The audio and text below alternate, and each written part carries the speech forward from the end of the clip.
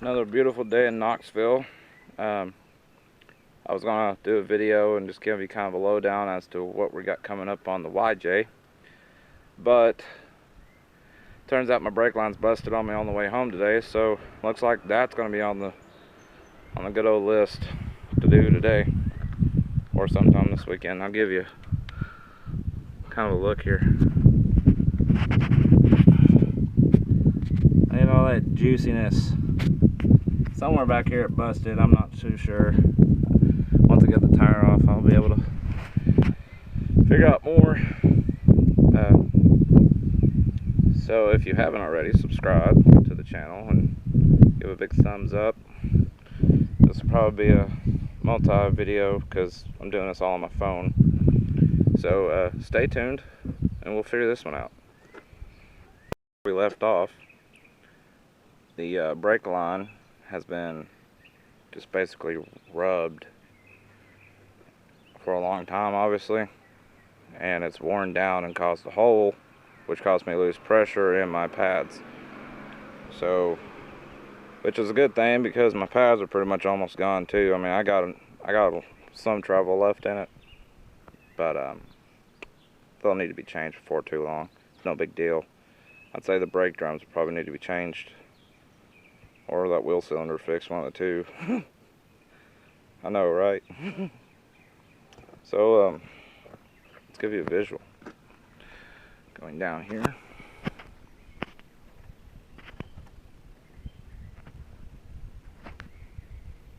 There it is. Right there's the hole. That's been rubbed down by this wonderful mud tire that come with the Jeep. So once I get this repaired, I'm going to rearrange the brake line so it will not be rubbing the tire and cause this issue to happen again. Luckily, I was within a mile from home, so I just basically coasted in my driveway. So subscribe and we'll keep you updated.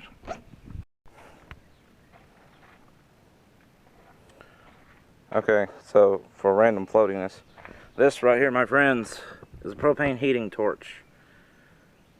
The brake line was so the brake line was so rusted over from being 20 years old that it literally took some heat. Now, if you don't know Physics 101, I've learned this watching other videos, that heat expands metal. Extreme cold shrinks metal. That's Physics 101. So basically what I've done was I applied heat, some of the best stuff in the world, PB Blaster, gives you that one for free, and look at what happens. Hey, the brake line's disconnected, as you can see right here. Now what I had to do, get me a big old fat pair of vice grips and a little itty bitty pair of vice grips, because this nut right here didn't want to freaking move. So I had to work it off. So one video I saw that pretty much moved freely. So it must be like a different model or something. But anywho, let's show out the new hardware.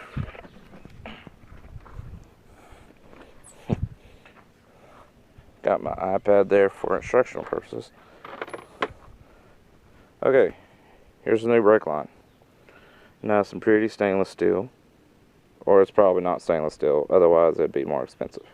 22 bucks, O'Reilly, and it's actually built a little bit different than the OE brand, so yay for aftermarket. Alright, I'm gonna get this installed. Pretty much you install this the same way you take it off. Then we'll have to bleed the brakes, of course. That's all for right this second. I will be back in a few minutes. This is why they tell you to use a line wrench, because I buggered that up pretty good. So, however, this will work for me. So I've got this brake line, you know, as tight as it can go, so it's snug.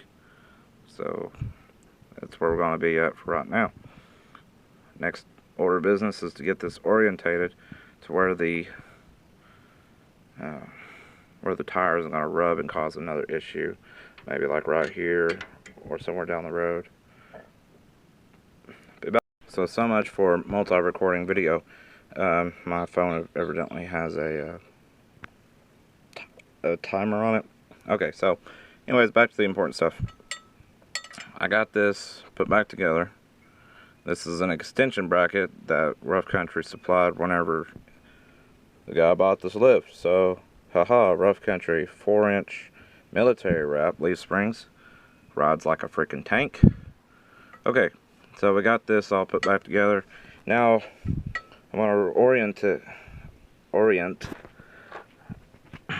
Get my hand out of the way.